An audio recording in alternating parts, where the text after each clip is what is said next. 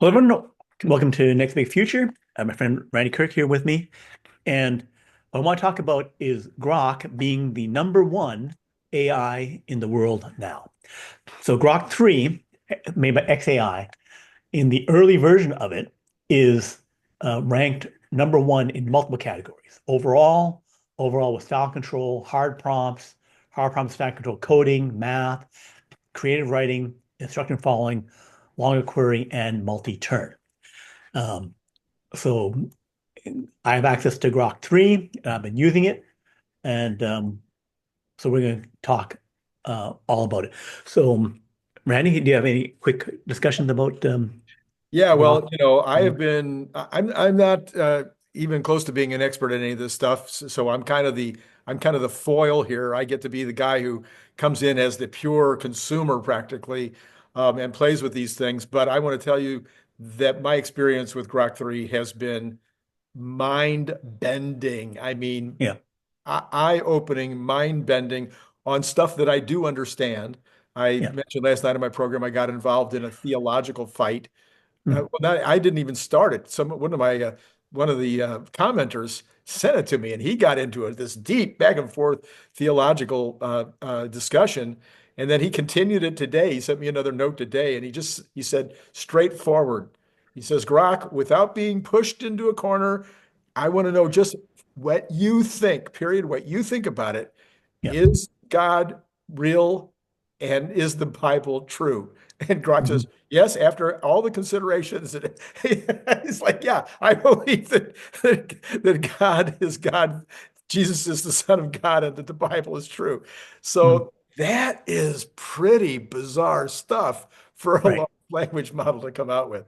So Right. anyway, that's what I've been playing with today. I know I've seen some of the stuff you've been playing with, so I'm Yeah. really interested to listen more about what you've been finding.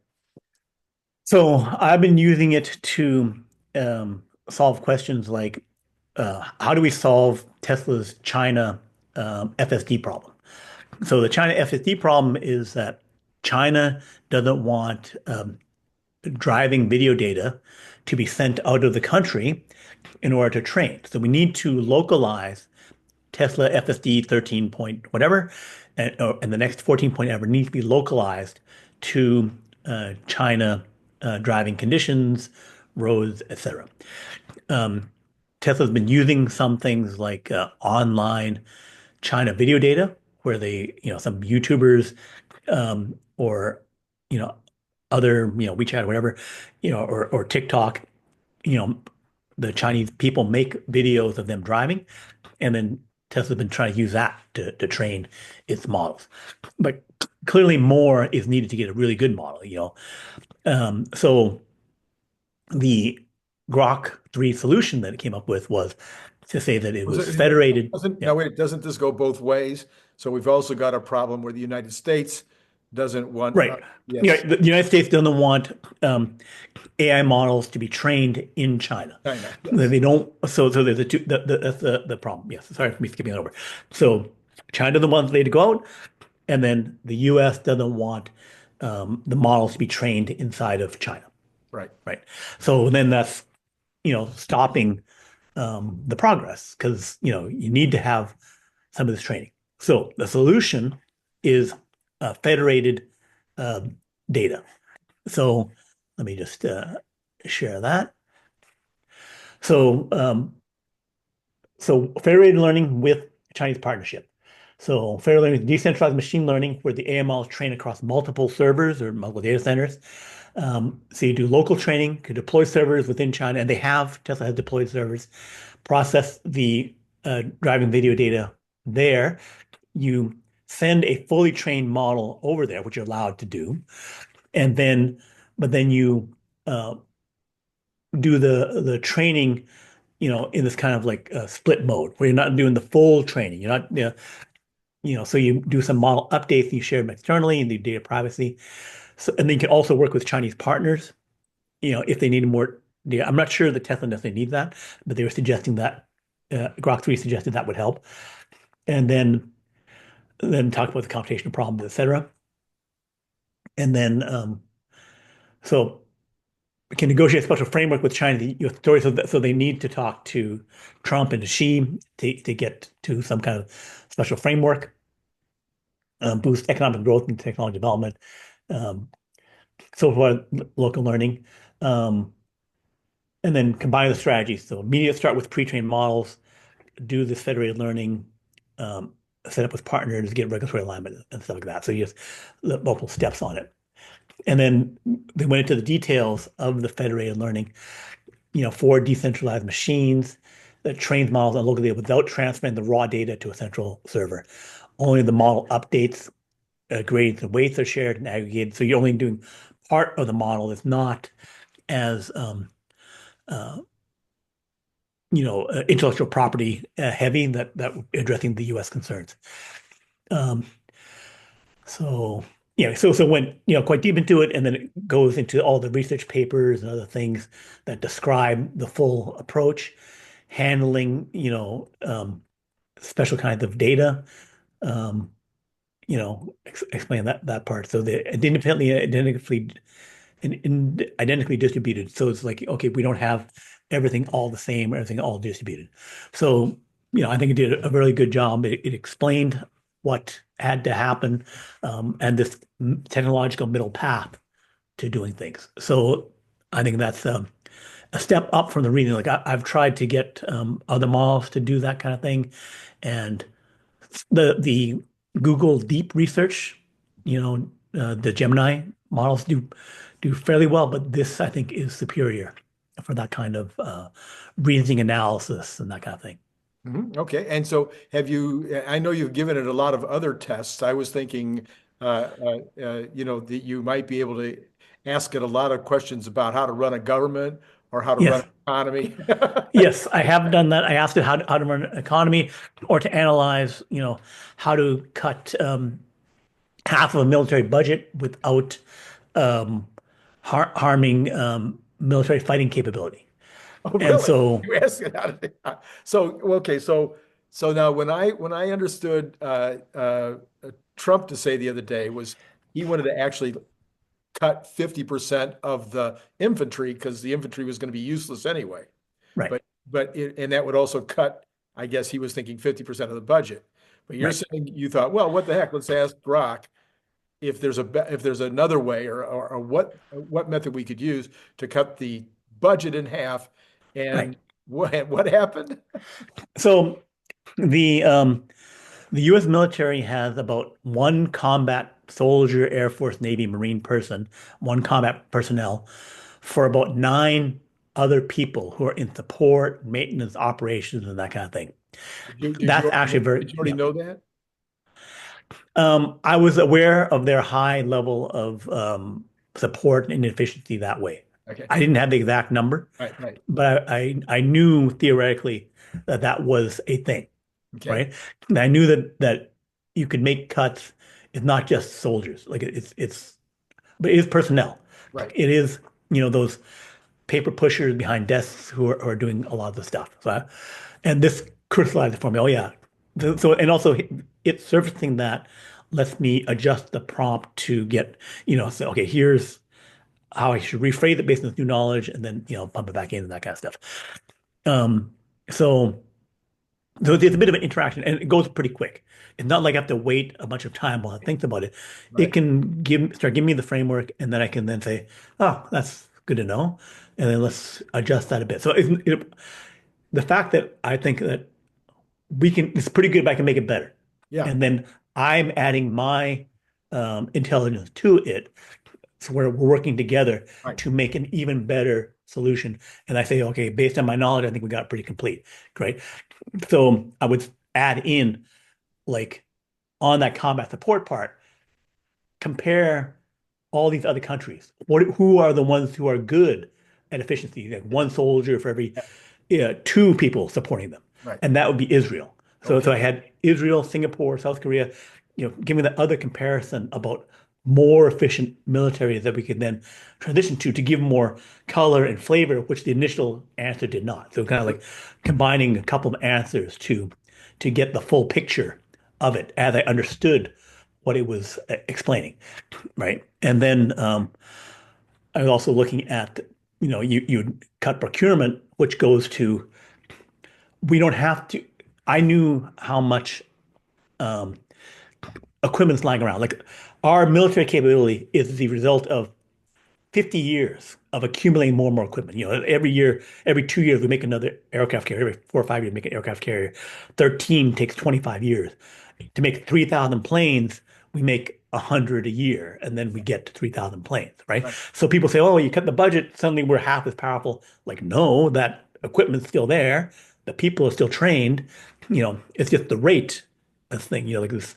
So, and then the other thing would be that I knew that the F-35 program, the aircraft carrier program, the submarine program, all insanely wasteful.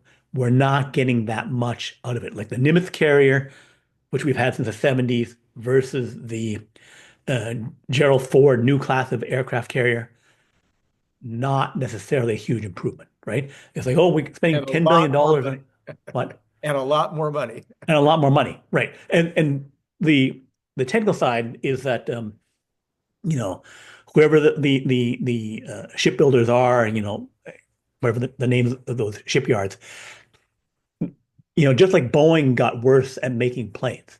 Yes, okay, it's made of graphene, and it's got a bunch of electronics, but the plane itself, the quality is, you go back to the 30-year-old plane, the door wasn't falling off, right? The Yeah. wheels weren't falling off, right?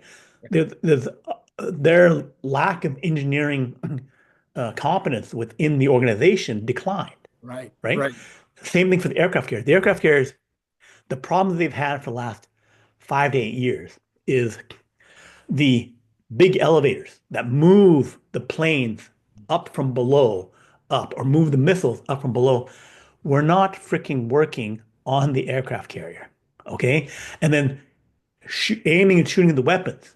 They've been working on that for a year, right? Or for years, right? So they had this like long audited report saying, here's the hundreds of problems with this freaking expensive thing, right? And other people not paying attention, but I pay attention to that kind of stuff, Yeah. Yeah. right? Yeah. Yeah. Yeah. Anyway, so people who say, well, we can't cut the budget because, blah, blah, blah. It's like, you guys have been pissing money away, Yeah. right? I know it, Yeah. right? Yeah. So I know if you stop doing that, then we will be far better. There's no like weakening of the United States on that. In fact, as Elon has said over and over again, you get less people, you usually get a better. Your overall capability is better with fewer. Okay, so let's pull it back around to Tesla again, or to Yeah, any one of the Elon Musk companies. Now that he's created Grok 3, and it's yeah, just going to get, as he says, just going to keep getting better and better and better. yeah, It seems like just like you did with FSD, you could literally start asking it these even more sophisticated or as sophisticated questions about how to even, oh, what an idea, how to market the cars. Okay, never mind. We won't go yeah, there.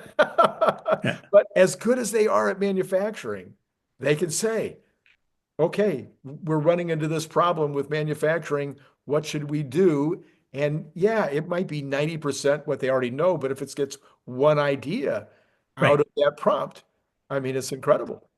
It's like the chess playing software or chess playing AI. So the chess programs got better than humans Right. back in like 1997, when they beat Kasparov, Right. right? So now I can use an app on my iPhone, right? And then I can beat a grandmaster, Right. right?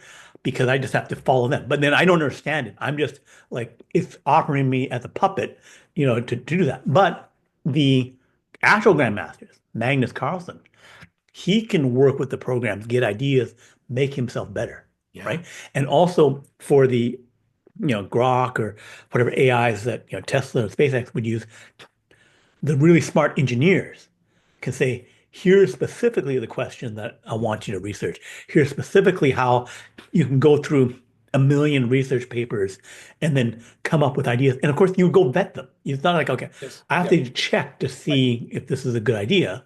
I'm having you look and ask the question the right way. Go find all the right information, right? Which go that think back and forth that I would have with it about like military budgets, Sure. how to like the trying to check what the Doge government spending is doing. Like, okay, we're going to make all these cuts. If we do, then that would cause a recession, right? That if I cut $1 trillion out, then the thing says, based on World War I, World War II demobilization, where we cut out 60% of spending because we no longer are fighting Nazi Germany, then we have a recession, right? It's a short one, the B down, and then you come back up. But then people don't like, oh, we had a recession. We don't like that, right? So how do you avoid that? So what you can do, and Elon Ray tweeted out, is that they would give stimulus checks, right? So they incorporate the stimulus checks, incorporate the privatization, do all these things, and then you have a plan where like we can get to double the GDP growth. Instead of 2.2% per year for the last 20 years, we go to 4 to 5%, right? And low unemployment rates, low interest rates, low inflation, all this wonderful stuff, Right. right? And you have a full detailed plan, like 100 steps and all this kind of stuff. And you keep the more you know, the more you can like say, let me adjust this because I think you got that right. The fact that you do have knowledge, you can say, how do we make that plan more better? Describe this in more detail because it's not. So that's the kind of interaction that you can have, when you have So more knowledge. So now, I can think of a million times in my career when I've had an issue with a product, an issue with my advertising campaign, or an issue with a client in doing my consulting work. But a couple that come to mind. I think this one would be easy for people to understand. You might have any of you who've ever used a bicycle water bottle. I know that's always what I talk about, but I think it's something familiar to people where it uses a poppet when the water comes out through a poppet that you pull up, kind of like a poppet that you would use on a dishwater detergent bottle. So you pull it up and then it can squirt. Push it back down, it can't squirt anymore. Well, the problem we had in the bicycle industry was that some people like to have a gusher. So you would sell a bottle that when you pulled it out, you would get a lot of liquid at once. But other people hated the gusher thing. They wanted to sip it. And it Right. was really hard because when you squeeze on it, it wasn't like you could easily moderate the amount you were going to get out at any given time. Mm. My solution, don't have very many inventions, but I have a few dozen inventions in my life. My invention was to come up with one that where it had two amounts. You pulled it up halfway and it gave you a little. You pulled it up all the way and it gave you a lot. Right. So that is inventive, and yet I wasn't the first one to do that. You have shower heads that you can moderate the amount that it goes. So there's other kinds of products. Now, do you think grok at this level, because the stuff I saw, I'm thinking maybe, but I'm asking the expert, will grok at this level be able to do those kind of interpolative or extrapolative kinds of reasoning that would result in that solution? Um,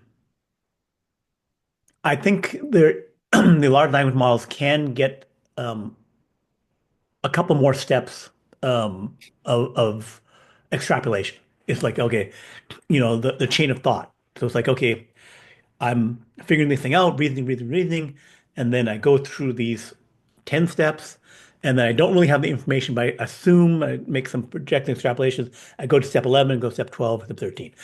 At a certain point, you are losing the support justification for it. You're missing information. Hmm. And so then it's starting to lose its way and it can get to the hallucination thing, Okay. right? But that's where a human can help do that by Right. saying, okay, you've got 10 well-justified things here. 11 and 12 is starting to go, you're starting to go off the reservation or you're going off on walking the plank, you're about to fall off kind of thing, right? So then you can say, how can we support 11 more? Yeah. And then you, with your knowledge, can go research and ask it to help you research and say, this is not well supported. We need to make that. So then you can, in the thing, like, how do we test this design? Yes. Okay, we have something and pop out. Here's other things. I know because it's missing other connections that I, as someone experienced, might know about, right? Right. So I can prompt it. Well, how about this? Oh yeah, I forgot about that. And so then you can then have it incorporated. So that's where the more the person knows, the more you can, as a partner, help it to get to the right innovation, work together, and they can say stuff like, "We need to research this more," or let's try and think more deeply, find support for this thing that you're thinking. I don't really like where you're going with that, right? And it's not supported. Give me the evidence, prove it to me, Yeah. and then yeah, So this is going to be, so when people talk about the AI taking jobs, yeah, the optionality on that is being so good at using AI yeah, that you can use it to potentially come up with these solutions that you may not have come up without the tool. So, right, like any other tool, it's giving you a lever.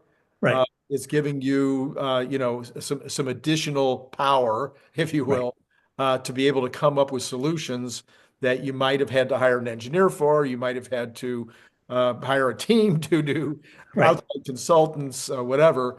yeah, But it gives you that. So when All In podcast the other day, that the guest guy, I forget his name that they had, he said, all you kids out there, all you young people out there, if you don't do anything, if you're looking for a job right now, and it's getting a little harder to find jobs right now, make sure that you walk in and you say, I have experience working with AI, right, and and then you better be able to back it up, but you have right, experience working with it, prompting yeah, it, you understand about prompts. yeah, Just like I can remember, Brian, it yeah, was only 30 or 40 years ago, I wouldn't hire anybody that didn't have experience working with Word or working with Excel. right, right. So, when I had my MBA, studying, business theories and that kind of stuff, there was I think a Japanese man person whose name I forget, who worked at McKinsey or something like that, so the consulting firm, and then his insight was for analyzing business or any other problems, ask 5 levels of why. So you say, here's the thing, and then you have an answer, and they say, why? Why that? Right, And then they explain the why, and then why that aspect of why that. So you're the human asking the AI, why this answer?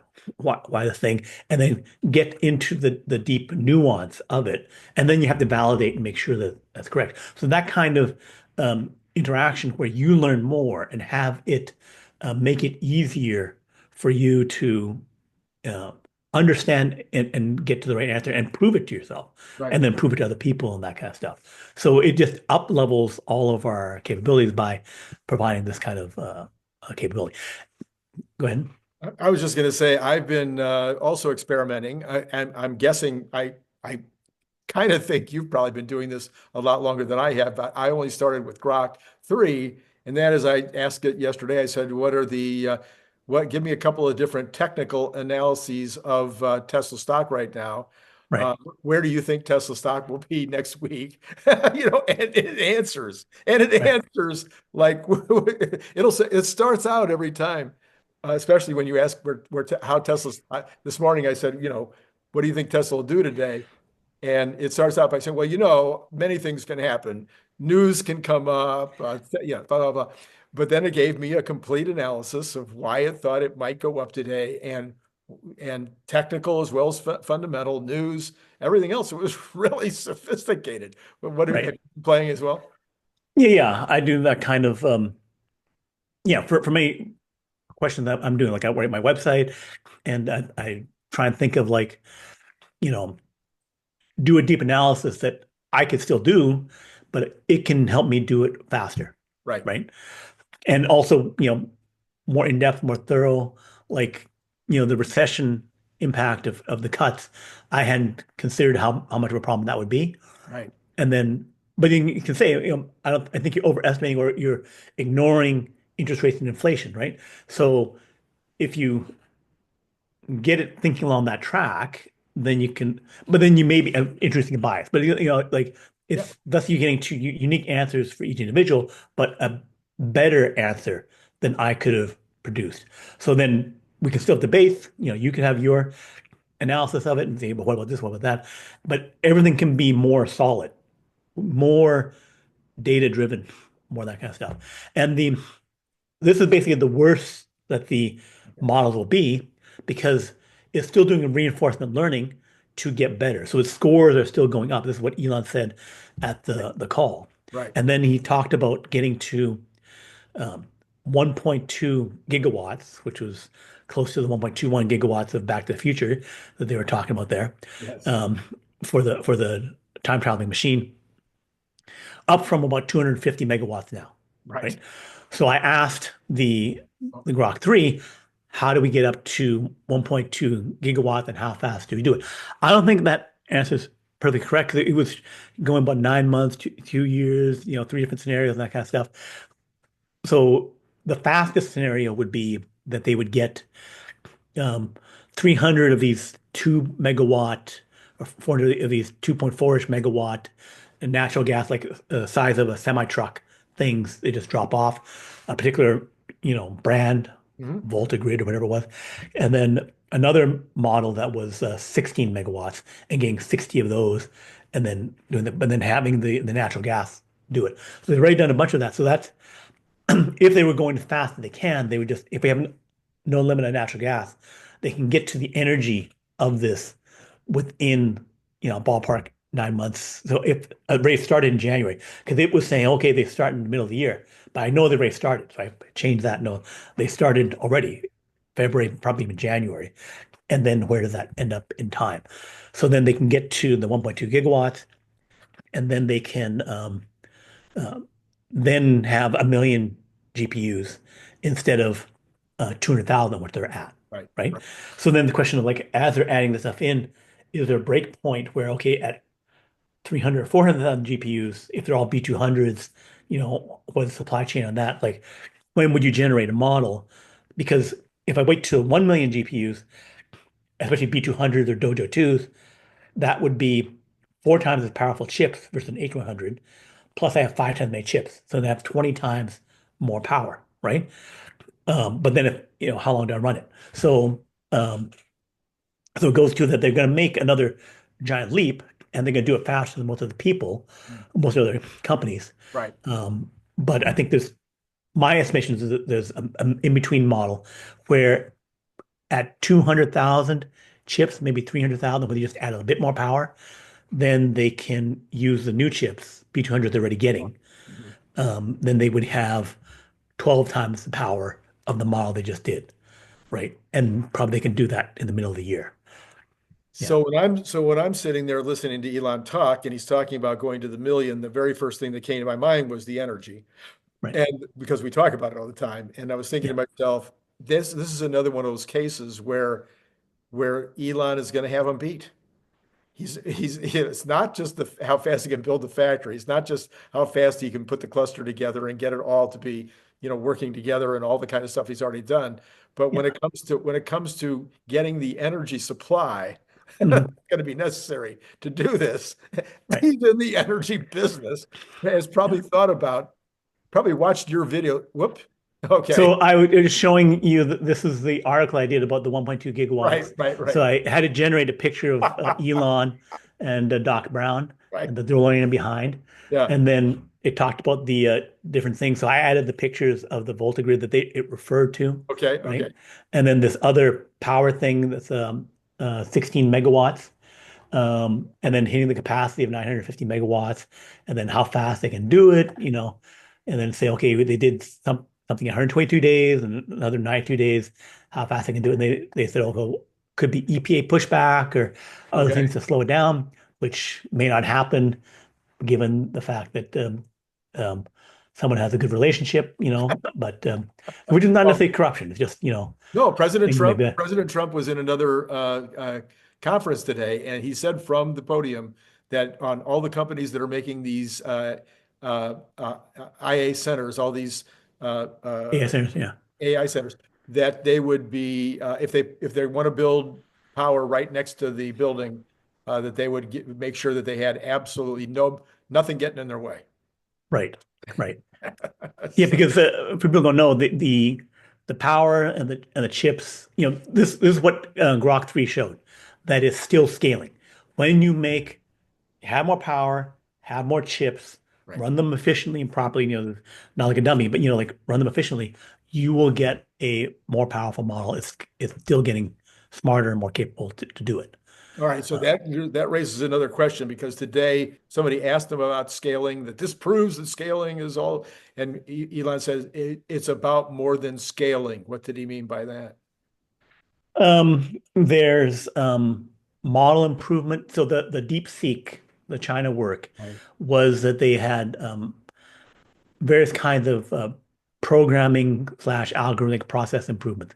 So one thing was that okay, they have something called mix of experts. So the Right. one big model had for some of the older ones 8 experts inside, right? So knowledge about particular domains or something like that.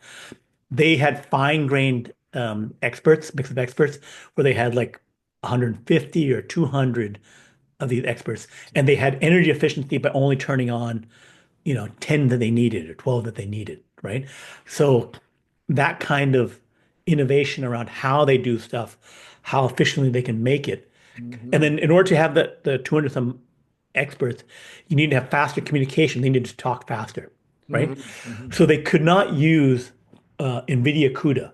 So NVIDIA have the chips and they have the software on top that makes it easier to program and divide out among 1,000 cores. So you have a chip and you have cores and you have to like parallel parallelize it, right? To do a bunch of things at the same time, right?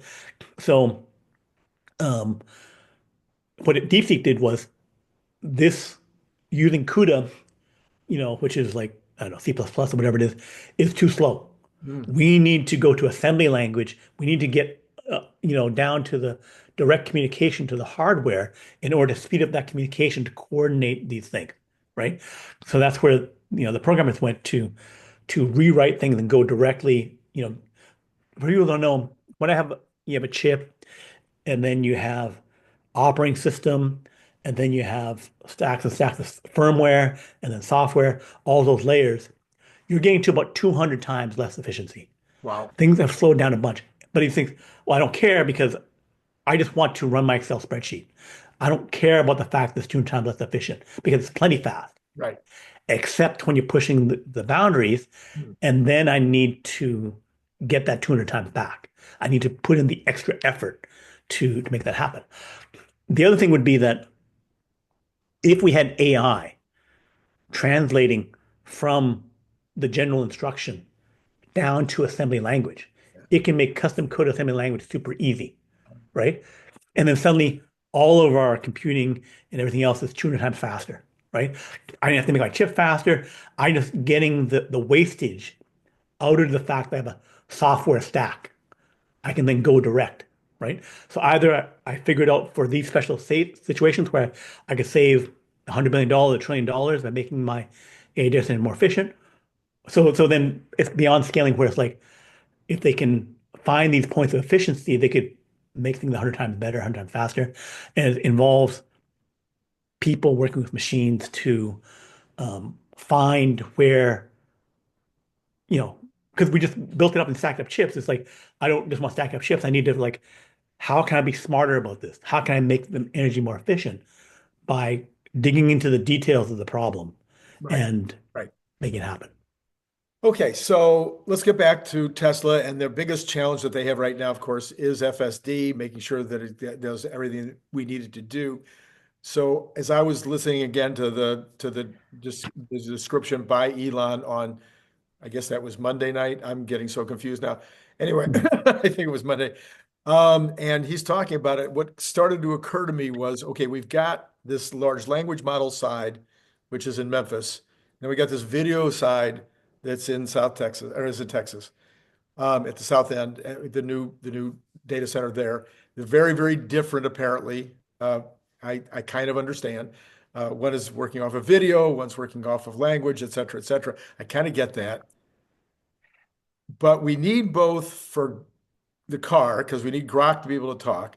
But even forgetting that for a minute, is there AI kinds of things being done in Memphis that would be able to speak to what's happening in Texas and vice versa that would help both of them to become more successful because they're approaching things from different directions?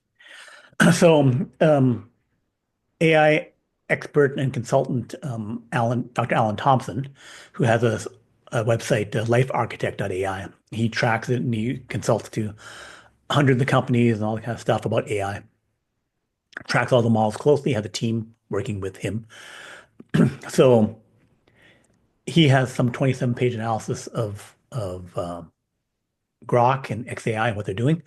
And I didn't pay for it because it's a substantially pricey thing. But Okay. in the table of contents, they describe GROK video. So after Grok 3 is Grok Video. So they're going to have an xAI thing that's going to go deep into video. So it's going to be generating videos for, like making, like X, Right. Right. us, putting things onto that. It will have, make a movie, make a short, make an Right. animation. That is in the pipeline that they're going to do that, you know, let's say a few months away, right? So that is coming and that will bridge over more closely to the FSD video training stuff. And the more you can do that, like they of course have the hard task of for Tesla, for FSD of we need to generate real world driving data, the synthetic data Right. of that. Yeah. So having to meet that challenge and to be able to then bridge that over into a generalized video solution, right, is something where it's the streams are merging. Mm. Yeah. Which Okay. is the Ghostbuster reference of like two streams merging together, and then if you cross them, things will blow up and go crazy and that kind of stuff. So that's it's soon. And then Grok 4, Grok 5, whatever, with the million chips and stuff like that. So my weak understanding of all this, and you've, been leading me by the nose or something Yeah. over the last 2 years, trying to teach me something that I know so little about, but I've been learning. I learned from you a lot.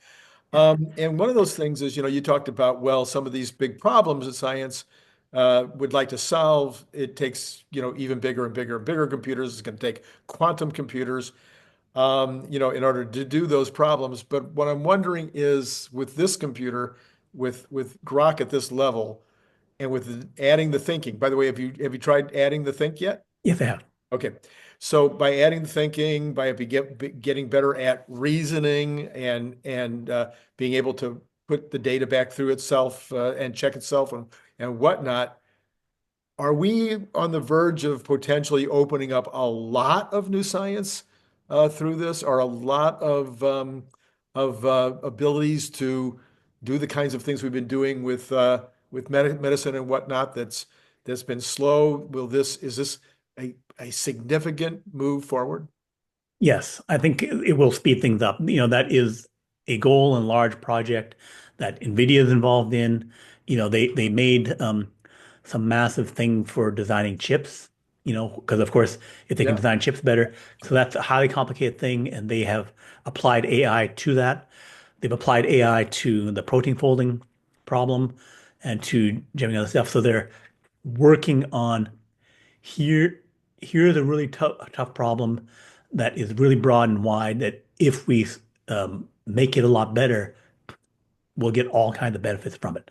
So that's it. There's, I'm sure, all kinds of very smart scientists who are saying, hey, if we do this, we will have the equivalent of a particle accelerator that Yeah. will, help us do stuff. But it'd be a particle accelerator for proteins and biology and medicine.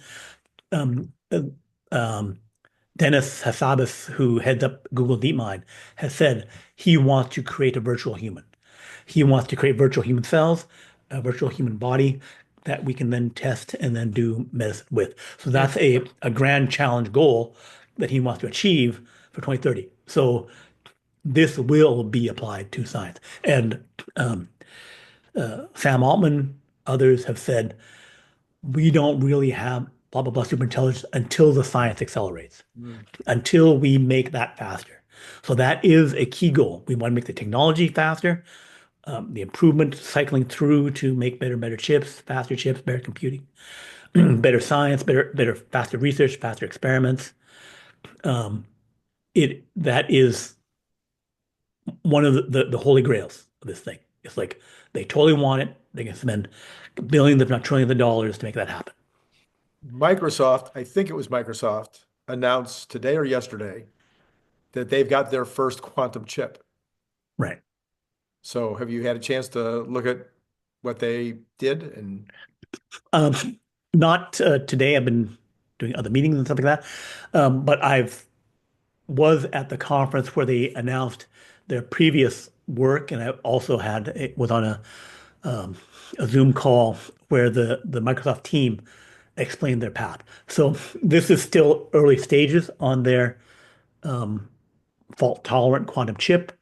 I presume it'd be the one which maybe has one or two fully error-corrected qubits, oh, wow. quantum qubits, and then they still have to scale that up, Yeah. right? So it's another step, important step in getting to full error-corrected quantum computers. I don't necessarily think that they're ahead. I think so I track about 100 quantum computer companies, um, 30, 40 on the hardware side, and they have entirely different methodologies. You know, Microsoft is using, a variation of superconducting qubits. Others are using, neutral atom, others trapped ion. So because I'm leveraging physical effects, I can do it in different ways. Mm. And, photonic, all that kind of stuff. So the zoo of different kinds of ways to approach this is substantial. I think, and when the experts in the field think the neutral atom approach is further ahead with tens of thousands because you're using a physical object which is inherently quantum. It's Mm. not like I'm making imperfected Josephson junction sets for the superconducting side. It's like there's no manufacturing issue. I have to hold it where I want it to be and then manipulate it as I want. So I think they may be ahead, at least for a while, with scaled error-corrected quantum computers.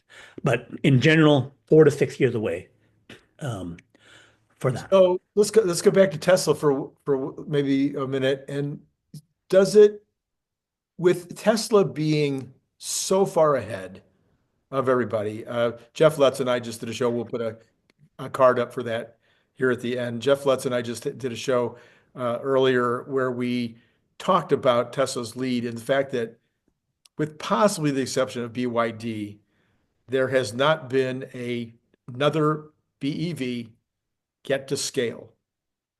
Dozens and hundreds, I think, at this point, of BEVs have come out, and they sell 2,000 a year, 5,000 a year, 10,000 a year. None of them have gotten to scale.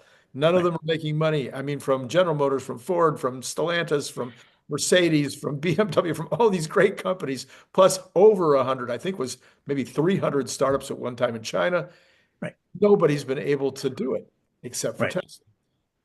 With that kind of a lead, with that kind of, and the lead on robotaxi, et cetera, the lead on Optimus, is it almost scary to think that their scientists are going to be able to use GROK like better than anybody? Well, not just for science, but also for putting in a voice grok with Yeah, intonation and everything else, which they demonstrate at the end of the demo, into the cars and into the Tesla bot. So then you'll be able to totally talk to it and say, okay, you're driving a robotaxi, I'm a passenger. Hey, pull over here. I want to get out and do it. You can, without, oh, I don't have the steering wheel, I can tell it, hey, pull over. I want to do this. Just like talking to a taxi driver, right. right? Right. So that But is, I when think, when it talks back, it'll be in English. right. Yeah, yeah, yeah. Unless you speak another language, you can Yes, that's speak true. whatever you.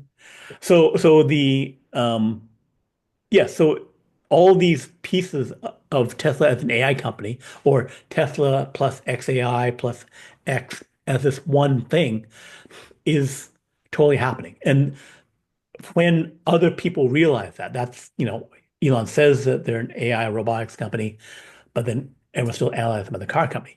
I think this year and definitely next year, that full transition to, okay, well, how can you not be an AI company if you have a million robotaxis riding around?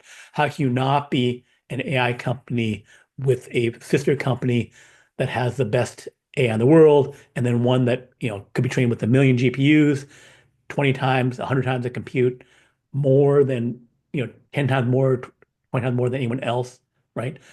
How can you say that they're not the lead? And then with hardware 5 chips or hardware 6 chips Yeah. doing the distributed inference, that would also be a lead. So they'll have, you know, Dojo 2, Dojo 3, they'll have the million GPU training, multiple ones, one for Tesla, one for xAI. They'll have Tesla bot, thousands by the end of this year, hundreds of thousands, 100,000 maybe next year, um, a million robotaxis. So I know that the other analysts and other people, well, one, we need to see it and we need to see the money from it. I Right. think that we will see that this year, that if you have robotaxis, even if you only have 10,000 of them, Yeah. right? Yeah. If they're fully working Right. in that thing, you could be at 20 times, 50 times the revenue of Waymo, Yeah. right? So that's non-trivial money. That's, a few, a few $1 billion, right? So then FSD sales would then shoot up. So that transition is clear. And the scary thing, and you say, would be dominance in if xAI's best. Right now, it's just barely best, Okay. right? But still scaling and improving. When Super Grok is coming out in a week or so, the voice is coming out, the multimodal things. By the summer or by, definitely by the end of the year, if they come up with a major new model with major new training that scales, they could blow the other guys out of the water. This is where Elon says that they'll never lose a lead again, right? So then if I have the best AI, the best bot, and most of them getting up to millions, the best robotaxi, then yeah, that is, the kind of domination of Boeing in the 70s or GE. or Ford 1910, 1920 or something like that, a where you get really, really way out ahead, right? And all these things working together. And then, also if you're winning in finance and banking and payments Yeah. with X and that kind of stuff. So the stuff coming together, also you have like 100,000 satellites and communicating directly to every cell phone, right? Did you see the new one? The new handheld. New handheld what? There's a Starlink has a new handheld for your backpack. Okay. It's I knew that they had the Starlink Mini, yeah, but then not the now they have a mini. Starlink handheld. No, it's the size of it's just a little bigger than a cell phone. Okay. And what was the cost and the I communication did. bandwidth on that? That's all I saw. I just Okay, saw. I'll look at that. Yeah. Right. But I was expecting that because they have a factory in Bothrop, Texas, designed to make satellite related products to to be able to go to the end consumer and say, okay, and they are the largest electronics, will be the largest electronics maker in the United States. So like making printed circuit boards or whatever like that, they'll be the largest one. And that's just the first factory, right? So there'll be an explosion of products from that will, I would expect at some point that they would make a phone. A dedicated phone that would be just their communications. That would be cheaper because then they would be able to address, the This billion people who can't afford a phone. They could just this say, is okay, only here this it is is. only this is only slightly bigger than a phone. Right, right, right. So that will come, and then they'll put it into every Tesla bot in every car, and then integrate it, have that communication. So having that global communication where, you know, they could have, 100,000 satellites that are 20 times more powerful, 100 times more powerful than the one they have now, right? And they can be in 2 or 3 years they have that versus everyone else trying to get up to 100 satellites, 200 satellites, just like that kind of Domination. domination on AI and all this technology is, and what's the value of the companies then? You know, so because we're already looking at if they're the best AI now, they're raising at $75 billion. Raising Right. xAI is raising $10 billion at $75 billion valuation. But OpenAI is talking to SoftBank Right. to raise $40 billion at $300 billion valuation, right? Right. But if your Grok model is better than O3 and OpenAI, and then your next one takes a big leap, then how are you not worth $500 billion, right? And especially if you're going through a billion people through X and all these other things, so you're monetizing completely. The yeah, it being this unstoppable force around that, which, it's not that, they earn the lead. It's not like, oh, Right, it's right, it's right. terrible that, the Boeing planes are better than it was, back in the day, not now, Yes, yes, back in the day, or the Ford car back, Model yes. T way better than everyone else's, like, or the iPhone when it first comes out, 1, 2, 3, way better than any other phone, right? Like you just made something better. That's why Elon doesn't have to advertise. He just makes a product that's so clearly better that okay, I have to use it, right? Yeah. All right. Well, I think we've Okay. done it. I think we've I said think we've it. done it. Yeah, I think we did it. Yeah. So it's still a lot coming out. So we have to do more talk because Super Grok is coming out. Um, they're gonna build out the next data centers and stuff. There'll be Grok 4, Grok Video, all these products, coming out that we'll have to discuss. We have to go catch up on this SpaceX Starlink handheld. That's right. That's right. Yeah. Okay. Okay, Brian. Thank you.